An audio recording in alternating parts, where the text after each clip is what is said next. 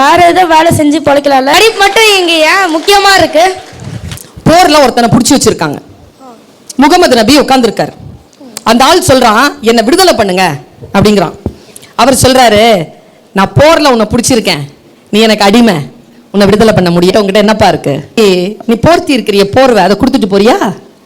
இல்ல இல்ல, நான் கொடுத்துட்டேன்னா நான் செத்துருவேன், எனக்கு குளிரா இருக்குமே. எனக்கு ஒரு பேரிச்சப்பழம் கொத்து இருக்கு, அதை கொடுத்துட்டு போ.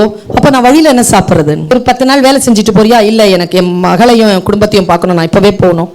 மன்னிப்புல எல்லாம் விடுதலை கிடைக்காதுப்பா. விடுதலைங்கிறது சம்பாதிக்கணும். அப்ப என்ன செய்யறது சார்? படிச்சிருக்கியான்னு கேட்கிறாரு. படிச்சிருக்கேன் சார். நீ படித்த கல்வியை என்னுடைய மக்களுக்கு சொல்லி கொடுத்து விட்டு அதனுடைய ஊதியமாக விடுதலை பெற்றுக்கொண்டு போனாங்க.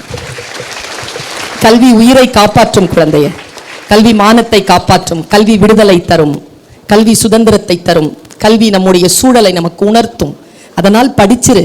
ஏனென்றால் படித்தால் தான் நமக்கு சுயமரியாதை, படித்தால் தான் நமக்கு பவர், படித்தால் தான் நமக்கான உரிமை, படித்தால் தான் நம் கடமை என்னன்னு நமக்கு தெரியும். நம் ஆரோக்கியம், நம் மனம், நம் புத்தி எல்லாவற்றையும் நாம் நிர்வகிக்க கல்வி ஒன்றுதான் கருவி, ஆயுதம்.